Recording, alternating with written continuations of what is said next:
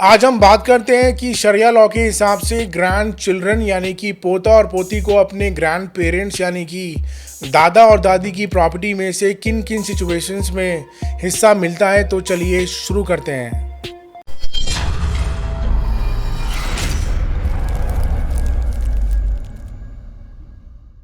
Pace legal consultants में आपका स्वागत है। सबसे पहले हम बात करते हैं कि ग्रैंड चिल्ड्रन यानी कि पोता और पोती को दादा की प्रॉपर्टी में से किन सिनेरियोज के अंदर प्रॉपर्टी में से हिस्सा नहीं मिलता है। पहला, अगर पोता और पोती के खुद के फादर जिंदा हैं तो दादा के मरने के बाद उनको प्रॉपर्टी में से कोई भी शेयर नहीं मिलेगा, यानी कि बाप के रहते बच्चों को दादा की प्रॉपर्टी में से कोई भी शेयर नहीं मिलता है।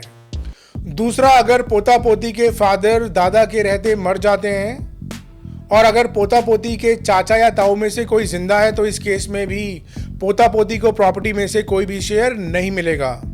तीसरा, अगर कोई भी ग्रैंड चिल्ड्रन डॉटर की साइड से है यानी कि नवासा या नवासी, तो उनको अपनी नाना या नानी की प्रॉपर्टी में से कभी भी डायरेक्टली शेयर नहीं मिलता है, बिकॉज वो लोग डिस्टेंस किंडरेड की कैटेगरी के अंदर आते हैं। तो शेयरर्स और रेजिडेंट्स के रहते उनको प्रॉपर्टी में से कभी भी कोई भी शेयर नहीं मिलता है। तो मोटे तौर पे बाप, चाचा या ताऊ के रहते ग्रैंड चिल्ड्रन यानी कि पोता और पोती को दादा की प्रॉपर्टी में से कभी भी कोई भी शेयर नहीं मिलता है। अब हम बात करते हैं कि किन किन सिचुएशंस में ग्रैंड चिल्ड्रन यानी कि पोता और पोती को अपने दादा या दादी की प्रॉपर्टी में से शेयर मिलता है। पहला, मान लीजिए कि दादा का इकलौता बेटा है और उसकी शादी के बाद पोता पोती भी हो जाते हैं और दादा के रहते बेटा मर जाता है और उसके मरने के बाद दादा भी मर जाता है, तो इस केस में ग्रैंड चिल्ड्रन यानी कि पोता और पोती को प्रॉपर्टी में से शेयर मिलेगा। दूसरा, अगर दादा के बहुत सारे बेटे हैं और सभी बेटों की शादी हो जाती है, पोता पोती हो जाते हैं और दादा के रहते अगर सभी बेटे मर जाते हैं और उसके बाद दादा भी मर जाते हैं, तो इस केस में ग्रैंड चिल्ड्रन यानी कि पोता पोती को प्रॉपर्टी में से शेयर मिलेगा। तीसरा, अगर दादा का एक बेटा है और एक या फिर एक से ज्यादा बेटियां हैं और दादा के रहते बेटा मर जाता है, उसके बाद दादा भी मर जाते हैं, तो इस केस में बेटियों के साथ साथ पोता पोती को भी प्रॉपर्टी में से शेयर मिलता है।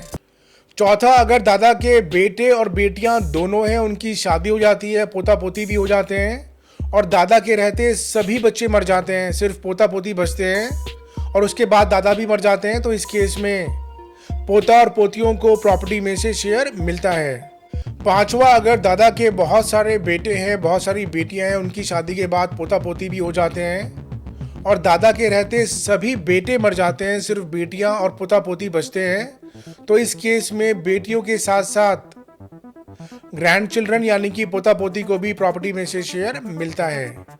और अगर दादा की शादी स्पेशल मैरिज एक्ट के तहत रजिस्टर्ड है, फिर शरिया लॉ एप्लीकेबल नहीं होगा, फिर प्रॉपर्टी का बंटवारा द इंडियन सक्सेशन एक्ट 1925 के तहत होगा। और मुस्लिम्स में प्रॉपर्टी का बंटवारा किस तरह होता है और कौन कौन सी कैटेगरीज होती हैं लीगल ईयर्स की, उसके ऊपर हमने अलग से वीडियो बनाई हुई है, उसका लिंक हमने नीचे डिस्क्रिप्शन में डाल दिया, वहाँ क्लिक करके आप वो वीडियो भी देख सकते हैं।